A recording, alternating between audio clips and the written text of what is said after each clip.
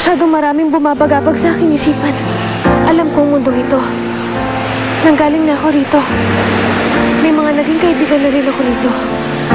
Sila Chichik, si Lola Tisay at si... Kailangan makabalik ako sa kanila upang malaman nilang naririto ako muli.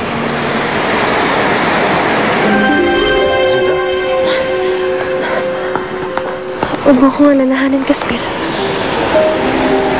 Mahina ka pa. I have to rest, Milma. Pero paano nangyari yun? Paano nagawa ni Caspir na kunin ang isa kong pangmahiwagang baston?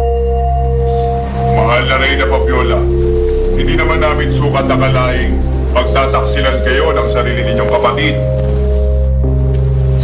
Sagot ka pa?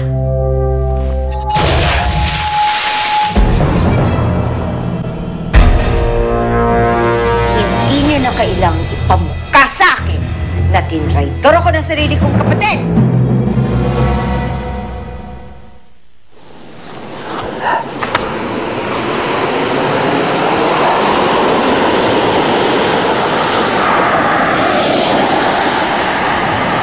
Wala niyang iyong inisip.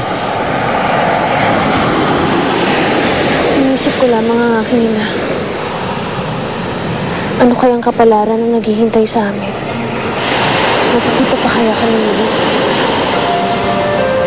Huwag kang mawawalan, Agasa. Magkikita rin kayo.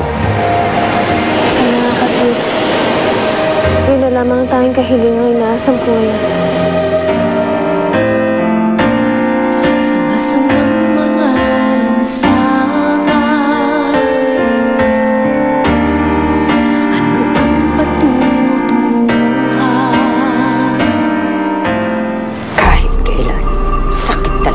Ulo, yang Caspir na yan sa akin. Nagkataon lang na natutunan niya na magmahal ng tapat. Hindi katulad mo. Iibig na rin lang siya. Sa mortal ko pang kaaway. Fabiola, walang pinipili ang pag-ibig. Kung ganon, yan ang pinakamalaking pagkakamaling ginawa niya. Dahil kinasusuklaman ko ang babaeng iniibig niya. Rusahan ko si Graciela. Parurusahan ko silang dalawa. Papatayin ko si Graciela sa harapan niya. At lupalop sila ng mundo naroon.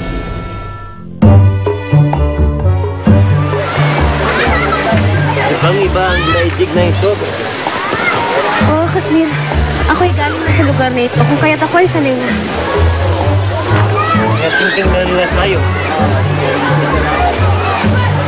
Marahil sa ating kasuotan. Kailangan natin gumawa ng paraan. Ngunit wala na tayong salapi. May dala ka bang pilak na maaari nating papalit? I have this. Gamitin natin ito upang makabili ng bagong kasuotan. At upang makalista rin tayo sa lugar na ito. Kailangan natin magtungo sa kinaroroonan ni Jikjik at Lola Tisay. Sa kanila tayo hihingi ng tulong.